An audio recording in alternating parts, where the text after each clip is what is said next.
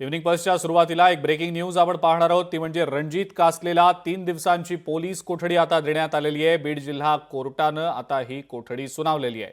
निलंबित पोलीस अधिकारी कासलेची आता कोठडीत रवानगी करण्यात आलेली आहे। रणजित कासलेवर अॅट्रॉसिटी अंतर्गत गुन्हा दाखल करण्यात आलेला होता।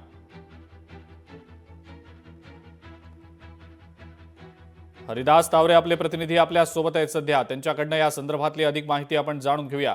हरिदास, बीड जिल्हा कोर्टानं कासलेला 3 दिवसांची पोलीस कोठडी आता सुनावल्याचं समजतंय। तपशील काय नेमका या सगळ्या बातम्यांच्या अनुषंगानं? हरिदास, सविस्तर याबद्दल काय सांगताय?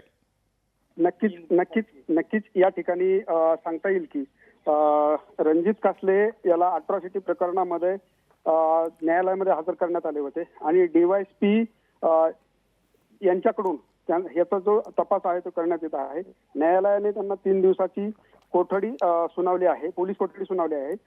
त्याच्यामध्ये मोबाईल जो आहे तो या ठिकाणी जप्त करायचा आहे, त्याच्यामध्ये त्याचा पासवर्ड असेल आणि इतर जे कागदपत्र आहेत त्याच्यामध्ये त्यांचं जातीचं प्रमाणपत्र देखील आहे, ते सुद्धा ते हस्तगत करायचं आहे आणि प्रशासनाची प्रतिमा मलिन होऊ नये होत असल्यानं ही कोठडी मिळाली असल्याचं सांगितलं जात आहे। जामीन मिळण्यासाठी न्यायालयात जोपर्यंत हा कालावधी पूर्ण होत नाही तोपर्यंत पोलीस कोठडीत ठेवलं जाणार आहे। ठीक आहे हरिदास, धन्यवाद सविस्तर माहिती आपण दिली त्याबद्दल।